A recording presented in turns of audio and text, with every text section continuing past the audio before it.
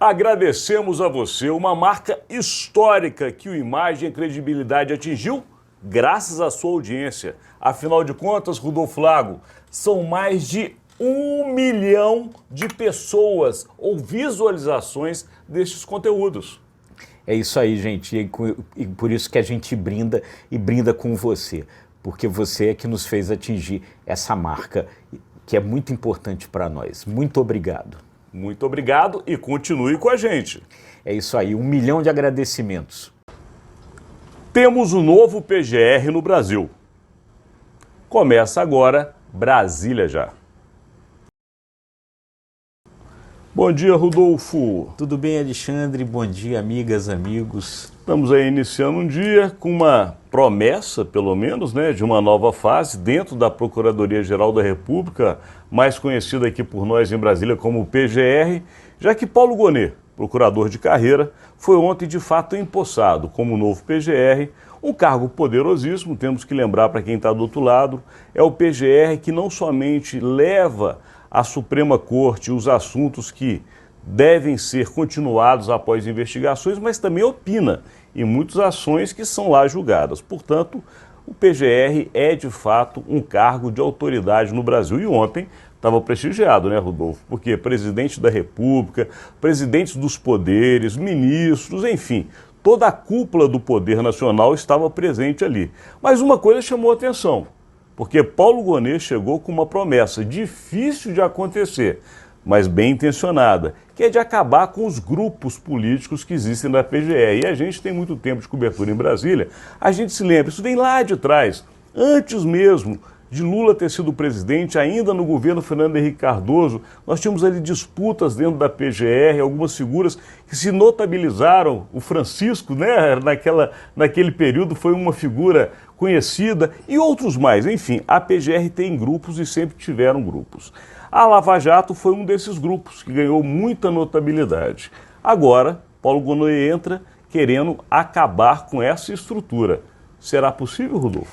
Olha, vamos ter que acompanhar para ver, porque realmente, como você falou, isso daí está entranhado dentro do Ministério Público há muito tempo, né? São os chamados pavões e tuius, né? Desde a época do ex-procurador-geral da República, Geraldo Brindeiro, que esses grupos meio que se dividem. Os pavões, que são considerados aqueles mais garantistas, né? Que fazem mais a defesa das pessoas, das garantias individuais, e o Paulo Gonet, inclusive, está identificado com esse grupo dos pavões.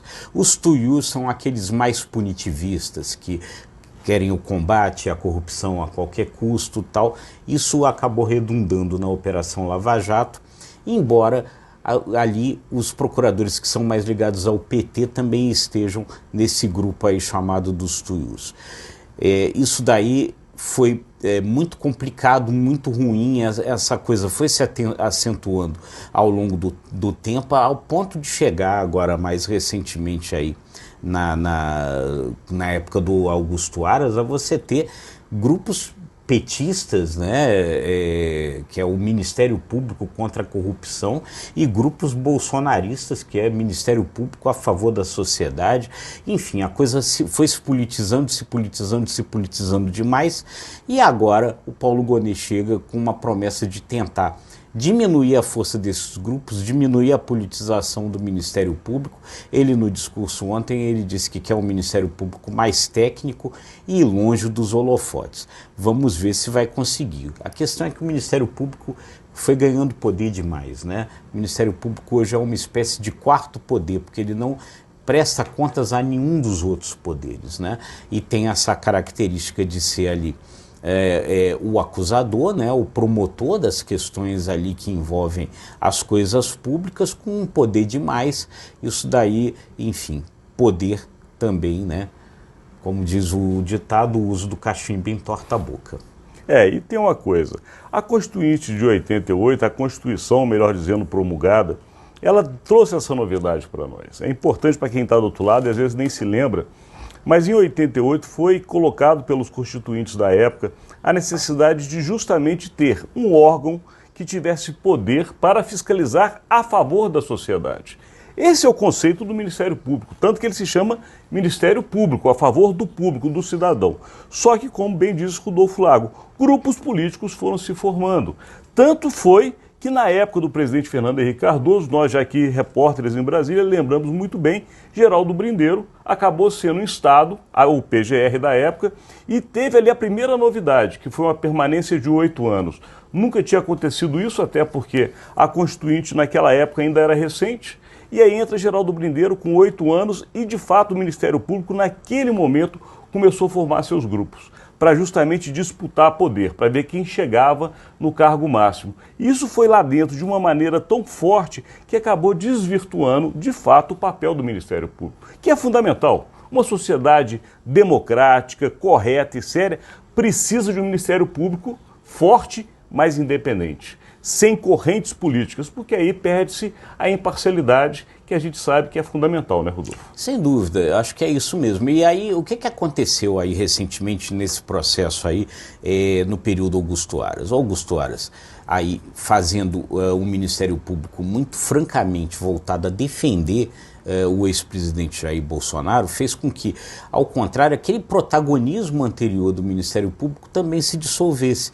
Todo esse processo, toda essa investigação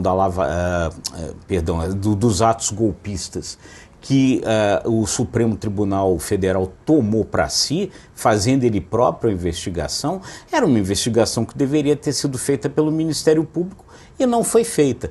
Então, quer dizer, o que aconteceu? Agora o Ministério Público percebe o seguinte, quer dizer, começou a ter prejuízos por conta desse protagonismo excessivo que teve antes. Então, precisa se reequilibrar, com essa ideia que o Paulo Gonet toma posse. Se ele vai, de fato, conseguir acalmar, aparar essas arestas e acalmar o Ministério Público, é uma coisa para a gente ver daqui para frente. A ver, Rodolfo Lago, agora de fato, como você bem disse, essa calibragem no poder era necessária. O país estava descalibrado, tanto do ponto de vista do judiciário, como do executivo, como do legislativo. Está na hora de cada um, dentro do que a Constituição determinou, cumprir o seu papel, fiscalizar um ao outro, mas sem essa disputa de poder que, como você disse, ficou exagerada, a ponto de não ter mais uma certeza de quem mandava no Brasil. Você tinha 4 poderes que disputavam entre si o comando do país, e não dá para ficar assim. Agora, o que não dá é para a gente continuar, Rodolfo, porque acabou nosso tempo. É isso aí, gente. A gente continua aqui acompanhando as coisas nessa reta final do ano para levar a melhor análise e a melhor informação para você. Muito obrigado.